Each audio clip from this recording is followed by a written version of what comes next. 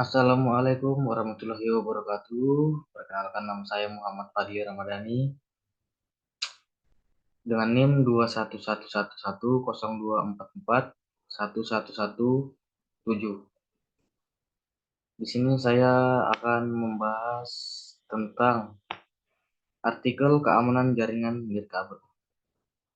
Di kesempatan saya ini, saya akan membahas lengkap materi sistem keamanan jaringan nirkabel, mulai pengertian, jenis, dan menerapkan sistem keamanan jaringan nirkabel. Jadi saat ini pengamanan sebuah jaringan sangat diperlukan. Apalagi untuk jaringan nirkabel harus mempunyai sistem keamanan yang kuat agar tidak mudah ditembus oleh orang yang tidak bertanggung jawab. Maka dari itu di sini ada beberapa jenis keamanan jaringan nirkabel. Yang pertama ada WEP atau Wired Equivalent Privacy. Nah, WEP ini biasa juga disebut dengan Shared Key Authentication, yang merupakan metode pengamanan dengan menggunakan enkripsi kunci yang dimasukkan ke klien maupun ke access point. Kunci atau kata sandi harus cocok dengan kata sandi yang diberikan ke access point oleh klien. Singkatan keamanan WEP atau Shared Key Authentication yaitu klien harus memasukkan kata sandi yang telah ditentukan oleh access point untuk dapat terhubung ke sebuah jaringan. Lalu yang kedua ada WPA. WPA atau yang biasa disebut Wi-Fi Protected Access merupakan jenis keamanan untuk melengkapi dari sistem WEP. WPA mengimplementasikan standar IEEE 802.11i. Keamanan WPA didesain menggunakan PC yang berfungsi memberikan authentication server yang memberikan kunci pada masing-masing klien dari suatu jaringan nirkabel yang menggunakan access point sebagai media sentral komunikasi. WPA menggunakan metode enkripsi RC4.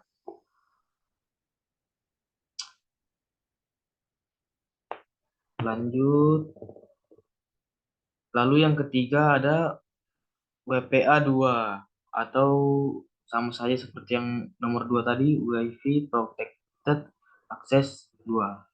Nah, WPA 2 ini adalah protokol keamanan jaringan nirkabel pengganti WPA. WPA 2 menggunakan algoritma AES dan CPP atau biasa disebut Counter Cipher Mode with Block Signing Message Authentication Code Protocol sebagai pengganti TKIP. Oleh karena itu, WP2 menjadi protokol paling aman dibanding WEP dan WPA. Lanjut yang keempat, Wi-Fi Protected Access Pre-Share Key atau WPA PSK. Nah, WPA PSK ini adalah pengamanan jaringan nirkabel terproteksi melalui password. Pre-Share Key yaitu metode autentifikasi klien dengan password hingga 133 karakter melalui teknik enkripsi. Lalu yang kelima ada WPA 2 PSK. Ini atau biasa yang disebut dengan Wi-Fi Protected Access 2 Pre-Share. Wi-Fi Protected Access 2 Pre-Share Key atau WP2 PSK adalah sistem keamanan jaringan nirkabel wireless yang terbaru yang lebih baik dari WEP dan WPA PSK. Nah, WPA 2 PSK ini sendiri menggunakan dua jenis description atau Advanced Encryption Standard atau yang biasa disebut AES dan Temporal Key Integrity Protocol atau TKIP.